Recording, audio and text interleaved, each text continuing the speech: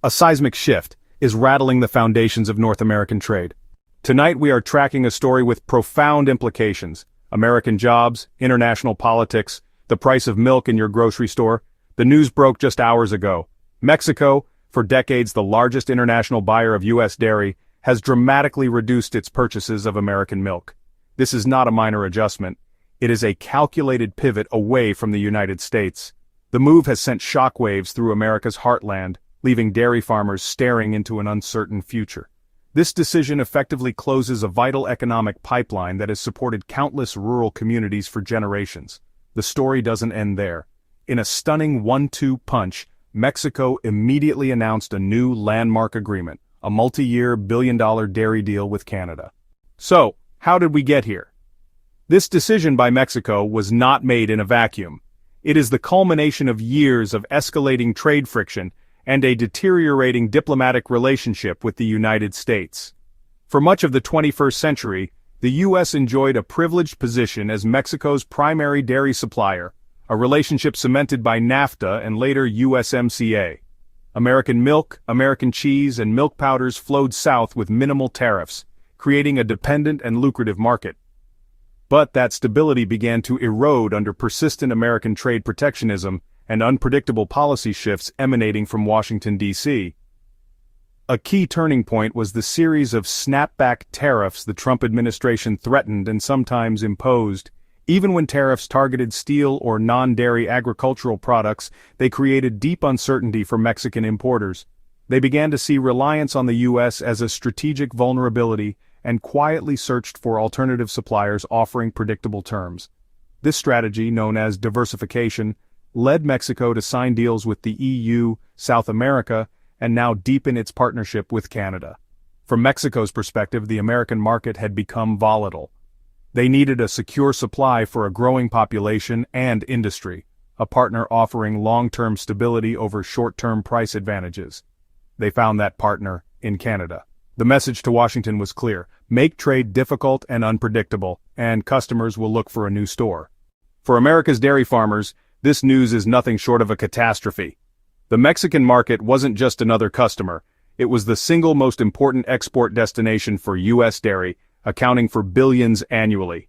For a small family farm in Wisconsin or California, a significant portion of their milk check was indirectly signed by consumers in Mexico.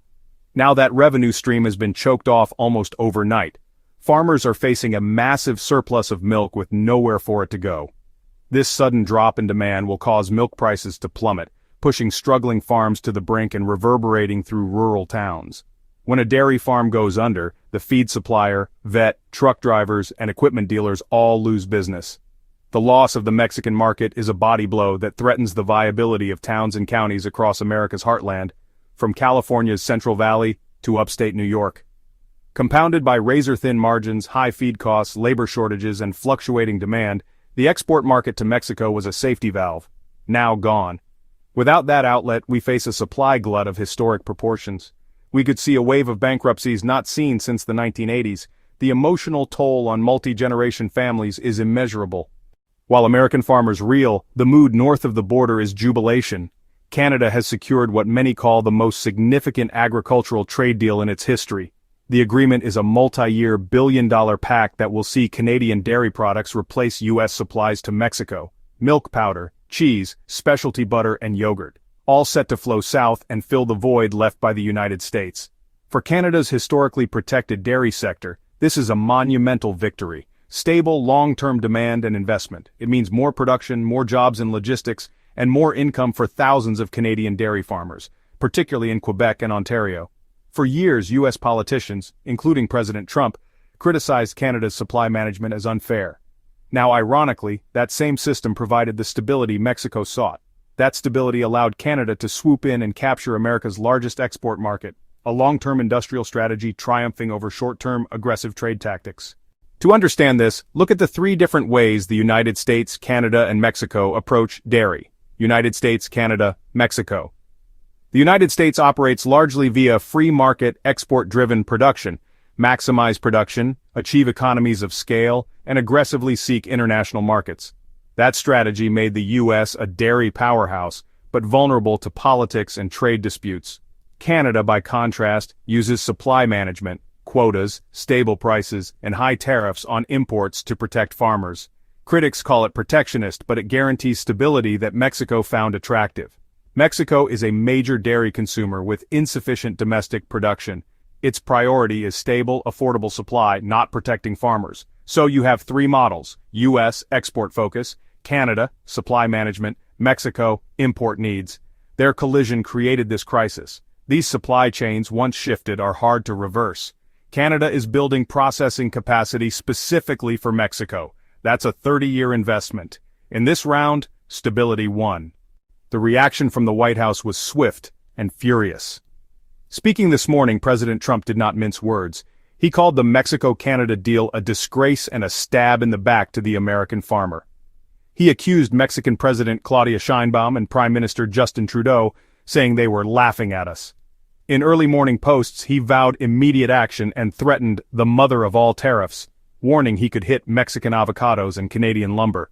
He instructed the U.S. Trade Representative to explore legal options under USMCA, though many experts say the deal likely doesn't violate the agreement.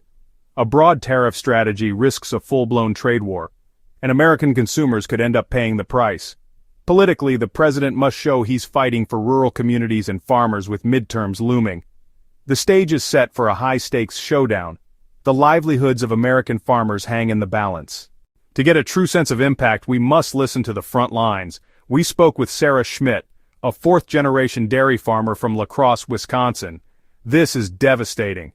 Absolutely devastating. Mexico was our lifeline. We've spent years building that market. Now, overnight, it's gone. My coop says they might not be able to pick up next week. What am I supposed to do? This isn't just a business, it's our whole life. Trade experts are alarmed.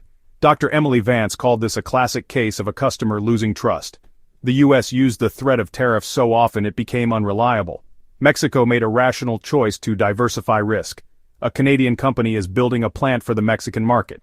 A 30-year investment that makes these supply chain shifts structural, not temporary. This is the culmination of our strategy. We did not steal this market, we earned it by being reliable. Many analysts say this crisis was predictable and avoidable, that a negotiate with a hammer approach has backfired spectacularly. So what does this mean for you, the American consumer? In the short term, you may see lower milk prices at the grocery store. With a massive surplus and closed export gates, prices are expected to drop. But that short-term gain will have long-term consequences. This could force thousands of family farms out of business and consolidate the industry into a few mega corporations. That could mean less choice and potentially higher, more volatile prices for consumers down the road. This is more than milk. It's a lesson about trade and foreign policy. Economic power depends not only on size but on being a reliable partner. The Mexico-Canada Pact could become a blueprint for other countries seeking to insulate themselves from American political volatility. The future of North American trade is uncertain. President Trump's threats could unravel cooperation on security, immigration, and more. We are at a crossroads. Will we lead through partnership and reliable engagement, or risk being left behind as our friends build a future without us? The answer will affect every American household.